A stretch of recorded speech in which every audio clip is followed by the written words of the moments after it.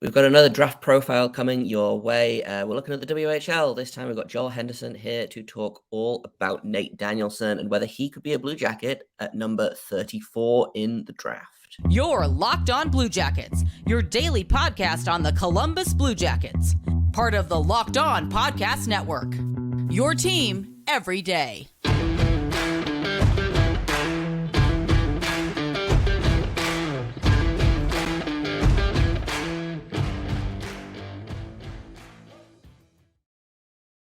Hello and welcome to Locked On Blue Jackets, part of the Locked On Podcast Network, your team every day. I am, as always, your host, Jay Foster, here to bring you the good, the bad, and the ugly about your favorite team and mine, the Columbus Blue Jackets.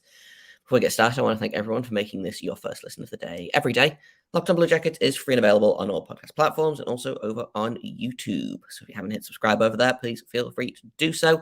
We're getting super close to another milestone, which is very, very exciting. We are continuing our week of draft coverage today. Like I said at the top of the show, we've got Joel Henderson from Puck Preps and FC Hockey here, and we're going to talk all about Nate Danielson from the WHL. So I'm just gonna get right into it because Joel is much smarter than I am.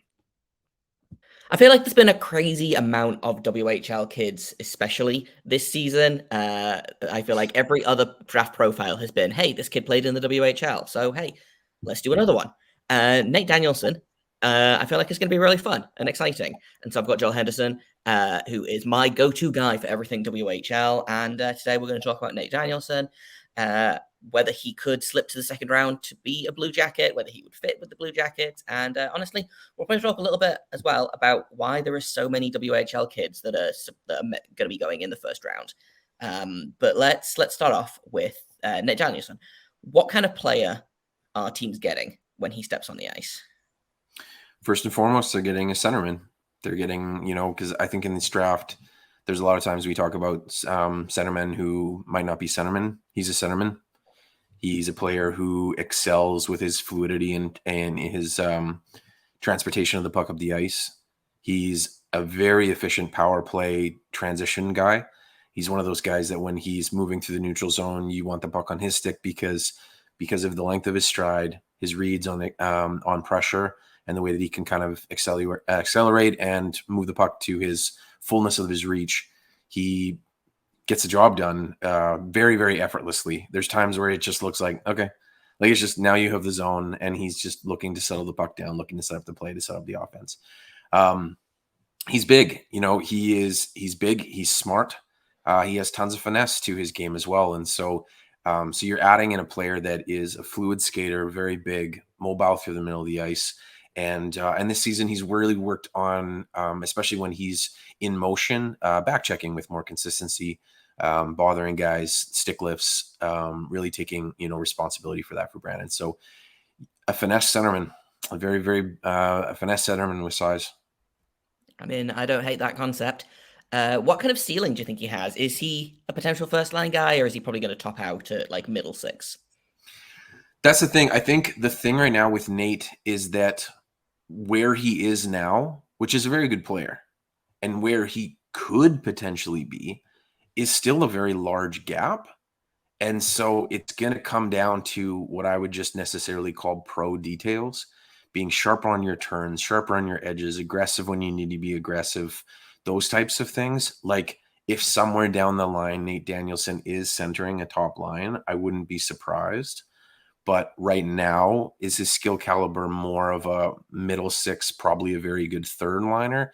I would say that. And so he's a bit of a puzzle. He's a bit of a question mark in that regards, where you watch him and you just see how good he could be based upon his reaction time, how he reads plays, and then his just natural size and finesse. Yeah. Is that something that you think will come with time? Like, is that, okay, he spends another year, maybe two in Brandon and then goes to the AHL, or like, is that something that you think is literally, is it just reps, or is it something you're going to have to like work to? I think it's going to come, to be honest, I think it's going to come from years in the AHL. If I'm being honest, that would probably be my biggest thing, is that sometimes when you put a player in the AHL, they realize how much those details matter and how much they matter in possession and shifts and things like that. And so, and you need a coach to be able to really have the discipline for shift by shift being like, here was the ways that you know what I mean? And so I think in Brandon, it's a bit of a tough situation. They've brought in some players that are naturally better fits on the line with them. They've made some better trades. I'm excited to see how that kind of works for them. But they had a kind of a bit of a rough season, and he was, you know, kind of carrying the team in some moments, especially in those transition moments too. So I think he's someone that is going to naturally kind of get better, but the biggest thing in him is he does need to reach the ceiling that he has, which is very, very, very, very high, potentially. He really does need a change in what I would call his default. Like there's players that just kind of go back to their default, and Nate's default is a little bit passive. He's not that player who aggressively goes at you. He's not that player who drives the middle every time. He's not that player that looks for that extreme shot. He's kind of a player who understands his transition role and really wants to play finesse. He's that guy that will gain the zone, pass to the wing, circle back wide, see what he can see kind of thing. Yeah. Is that, do you think, you mentioned obviously that the Wheat Kings were not very good this season. Do you think that's partially that he was like a good player playing on a bad team? Like, I feel like that's probably, it must suck to carry a team, especially in your draft year when there's a lot of pressure and, you know, ostensibly everyone else is trying to get drafted as well. And it feels like it's a big thing for a 17-year-old to be like, oh, I have to show every scout in the world on this very bad team why I should get drafted to the NHL. Well, I just put out like some articles and stuff with Puck Preps are working on that before the draft. And Nate was one of the guys that I profiled. And one of the things that I talked about was his role last season as well. And so he was already a very, very, very good player. He's a late 2004, so he's older as well. And so his role last year as a 2004 was essentially being a very complimentary piece to Ridley Grigg, who was the be all end all, give me the puck all moments. Like Greg was that tap the stick. I want it. I want to be the transition guy. I want to be the whatever. And so there was a bit of the puck kind of, wasn't really rest on Nate's shoulders. And so I was curious to see how he kind of transitioned to being the guy this year once Ridley left. And he absolutely took that role in transition wise, like I talked about as well, how easily he did those. But the one thing is Ridley's he's not aggressive in like that he wants to be the shooter on the power play. He's not overly aggressive that he's cutting very quickly, stops and starts being like the playmaker on the half wall as well. He's just very smart and calculated. Like he picks spots. His shot is good, not great. It's more when he scores, it's just he's found a very good lane to shoot. Like he's weighted, he's drifting, smart spot, and he kind of shoots over the pads. It's not, he's not wiring shots. He's not absolutely looking to just tear the net apart. He's just a very smart and calculated player who sometimes needs to really ramp up his aggression in moments where it's just like curl back harder towards that puck, make this one a bit harder, take that puck to the net, don't pass it until you, and like hold it at your end of the reach until you absolutely have done 95% of the work so that all is left is a tap in for your teammate. He's one of those guys that's more of a 75-25 where he'll draw attention, pass to them, but there's still work left to do in the play. It's not necessarily a one-time or it's not necessarily whatever. He's just moving the puck positively, keeping possession. So there is some tweaks at his game that needs to be, and there's some mental shifts that need to happen, but he's still, once again, like he's such an exciting potential player. One of the guys that I see naturally in him is someone like Michael Backlund. Backlund was one who was drafted to be a very high offensive player. It didn't quite work out in all situations due to him being, he wasn't as aggressive. He was a little bit smaller as far as a power driver through the middle. So how he excels is positioning and smart puck movement. And so, I mean, there's been times in the NHL where Michael Backlund as a second line centerman was driving one of the best 5-on-5 lines that was there. And so I think that potential is there for someone like Nate. And I think the potential is there, like I said, but it's going to come with a shift of attitude and a shift of like your default. And that is hard. It is hard for a player to kind of change out of that. He's not a necessarily nasty or aggressive player. Yeah, for sure. In a minute, we're going to talk a little bit more about Nate Danielson, but first, I've got to tell you all about Gametime because I don't know about you, but I get super stressed trying to buy tickets. I want to get good seats. I don't want to pay $1 million. And I'm really bad at planning ahead of time. So usually it's like 3 days before the event, and I'm like, oh, damn, I need to get tickets. And Gametime is perfect. They've got flash deals right up to the day of the event. They are super easy to use. All you have to do is go into the app. It is 2 clicks once you find the seat. They've got images of seat view, so you know that you're going to get a good view. They've got event cancellation protection. They are the fastest growing ticketing app in the country for a reason. They have a guarantee that means you're always going to get the best price. If you find tickets in the same section and row for less, Gametime will credit you 110% of the difference. So snag the tickets without the stress with Gametime. Download the Gametime app, create an account, and use code LOCKEDONNHL for $20 off your first purchase. Terms apply. Again, create an account, redeem code LOCKEDONNHL for $20 off. Download Gametime today. Last minute tickets, lowest price guaranteed. I want to talk a little bit about kind of where he could end up in the draft. I'm not sure if I don't remember if you do like full rankings or if you mostly just focus on WHL, but like where does he compare to some of the other WHL kids? I looked up where he was in the rankings. So Bob McKenzie has him 16th. Is that just he is just above Samuel Honzik and just below Braden Yeager? Is that kind of about where you would put him on your list, or?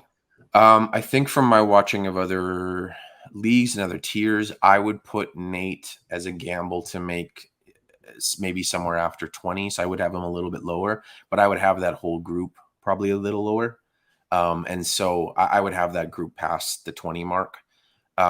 But that being said, I think, when you talk about some of the other guys, I think Yeager is a centerman who's going to transition to the wing. Honzik is a natural wing, even though he's kind of a unique prospect in himself. But Danielson's a center. And if we've learned anything from these drafts, is that who is going to potentially, be the players that people reach on, it's going to naturally be centers. And there are some guys in that mold, in that mixture. I guess you could throw Yeager in that mix if you do believe he's a center. There's players like Callum Ritchie, and there is centermen that you could potentially reach on, Otto Stenberg, guys that you could, if you feel like he's your guy. And I think just from Nate being a player who does have more potential layers, like he can be pushed, to get bigger and better and whatever. He does have that potential there. I think that might make him a player that someone does reach on a little bit. Yeah, for sure. I want to talk a little bit about the WHL as a whole, because like I mentioned at the beginning, I feel like I've done a ton of these episodes about WHL guys. And I just looked, I counted in Bob McKenzie's rankings, there are 7 guys that he has in the first round that are WHL guys, which is more than the OHL. There are no QMJHL guys, but I believe the WHL, there's one QMJHL guy, excuse me. I believe the WHL has the most guys projected to go in the first round this season. Like, am I insane for thinking that's more than usual, or like what's? Oh, this is an incredible year. Yeah, this is an incredible year, and it kind of started with the WHL draft that year, and knowing that Connor Bedard was really special, but also the kind of numbers that they were putting up in U15 hockey was. At the time, it was the debate between who's better between Braden Yeager and Riley Heidt, and they went 2-3 in the draft. And then you kind of go along the draft, and you've got some guys that are still very highly rated in this. You've got Caleb Lind, you've got Andrew Crystal, you have Zach Benson, who went like 13th. You have Tanner Molendijk. There's some very, very, very, very good players that all have NHL projection potentially. And then there was a rise. There was a rise from a ton of other players as well coming through here. And then you have players that I include on my world, like that I include in my world as like still Westerners, even though they weren't in the WHL, but like Matthew Wood is a Western hockey player who went and took a different route. He was a BCHL as well. Bradley Nadeau. BCHL player, very highly thought of. Yes, we just talked about him yesterday. Suniev, who came over as well, so another very strong BCHL player. There's some very, very unique players coming out of that league as well. Some ones that I really think highly of too. And then you throw in Jaden Perron, who ended up going down to the Chicago Steel, who's a Manitoba kid. So the amount of Western players in this draft are connected to them. And then you throw in the late 2004s, the Nate Danielson, the Cohen Zemer, those kind of players. And there's more too. And then you get imports like Honzik, and it just becomes like, holy crap, there's a lot of players to sort through here. Yeah. And then you have the cherry on top. And then you have the cherry on the top where Bedard obviously Bedard has kind of lifted everyone. Yeah. I feel like you have to look at this draft and like almost take him out of it and then look at who's left, because he throws off the curve in a massive way. But yeah, I feel like, because I try and get you to come on for all of the like the WHL profiles that I've been trying to do, and then I was like, there's like 10 guys here. I can't make Joel do profiles on 10 guys, because like there's some that we're not even going to get into, and like some guys that I know that you're pretty high on that are not even in Bob McKenzie's top 32, like Grayson Sorchin, who I feel like might be the Jagger Furcus of this draft, of going super low and then everyone being like, oh, actually, maybe we should have paid attention to this kid. But I think so. Yeah. It's fun. I mean, I could go on and on about him too. So it's like, yeah, you know what I mean? Like this is the long and short story is that it is a very, very good Western year. I don't know if we'll see one like this in quite a long time. I mean, and even we're talking about next year, the potential number one pick is a Western kid too. He was born in BC. So it's but that being said, I mean, this is the year. I've been talking about this year for a few years, as this is the pinnacle. It's just like, if you ever wanted to fade into the sunset after scouting Western players, this is the year to go out on the high horse. So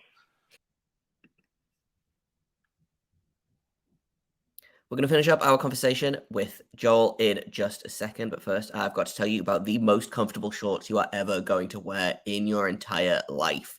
Like, that's not hyperbole. That's not me exaggerating. I have a couple of pairs of Birddogs, and I've been wearing them basically since I got them. I have been wearing one pair one day, one pair the next day, washing them, and then just reusing them. They're so comfy. They look great. They fit great. They are the perfect summer shorts, and you can get them. You can get some yourself. Just go to birddogs.com. And even better, you can get a free Yeti-style tumbler every time you order. Go to birddogs.com/lockedonnhl to get that free tumbler. You're not going to take your Birddogs off, we promise. I know, I feel like when we started doing these, it was a couple of years ago, and you were already talking about the 2004 born class, and I was like, that's too far away. We don't need to talk about that yet, but it's going to be a fun class. Let's wind up. Nate Danielson. Mm-hmm. If he ends up falling to the second round, the Blue Jackets pick him up. Do you think he fits in there? Is he a good fit for that kind of system, or? He is. I mean, the reality is I think with the Blue Jackets, they've spent a lot of years collecting shooters, and the playmakers up the middle have been. We'll see how this fits together. Like, it's like, okay, we've got shooters on the wings. All right, cool. We're going to put shooters in the middle too. It's like, wait a minute. Goals for everybody. Everybody shoots. Everyone shoots. Like, I don't know. But I think naturally, someone like Nate Danielson, you could down the line, a number of years from now, like, yeah, he could play with a stylistic type player of Kirill Marchenko, guys like that. It's like I said, Nate's best ability is his ability through the middle of the ice when he's in motion, his transition ability. And that's such a key thing in the NHL, that is transitioning the puck through the middle of the ice is such a widely needed skill.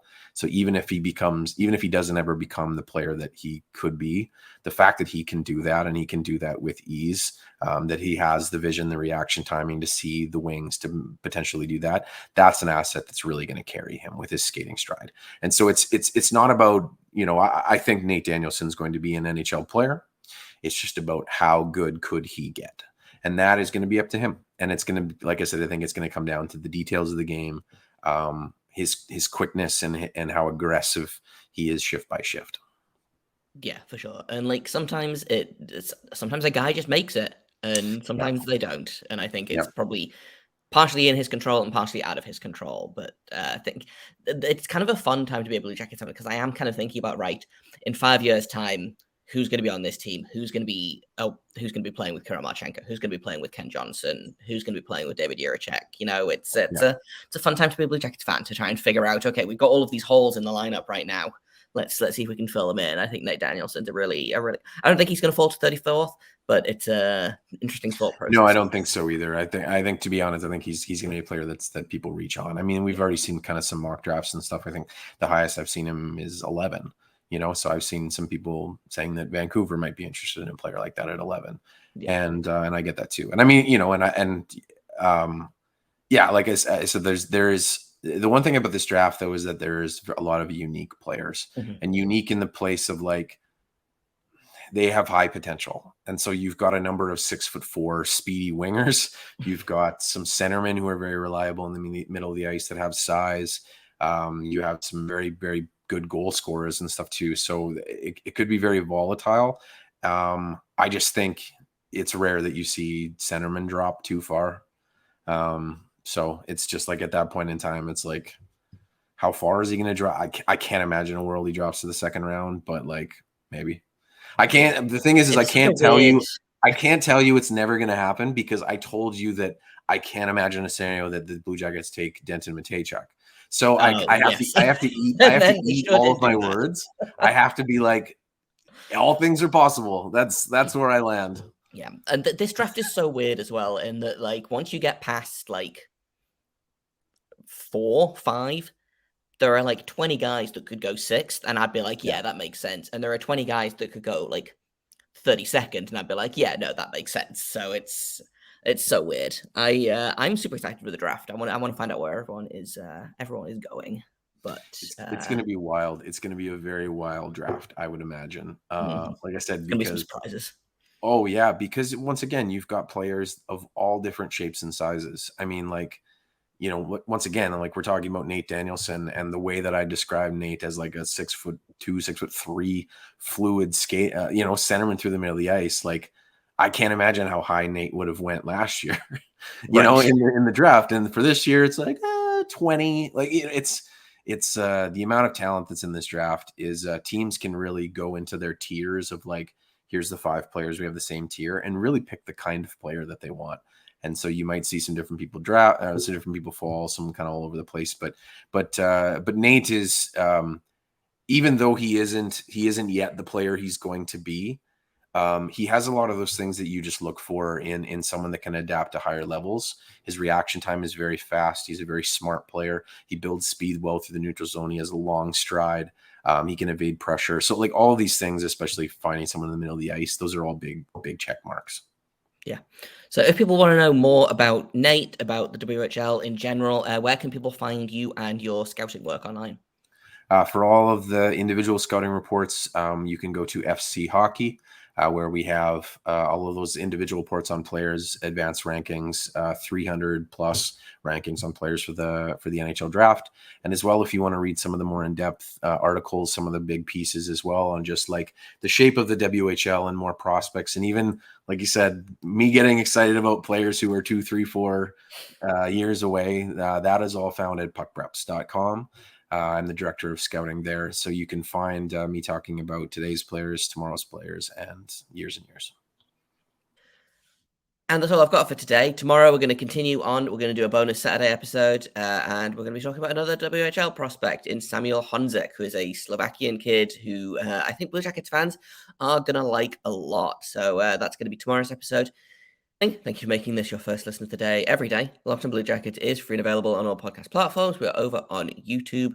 Hit like, hit subscribe, leave a comment if you want to. You can find me on Twitter at _Jacob Foster, JAKOBFORSTER. You can find the podcast at LO_Blue Jackets. If you have comments, questions, criticisms, you can email me at lockedonbluejackets@gmail.com. And until tomorrow, make sure you stay locked on.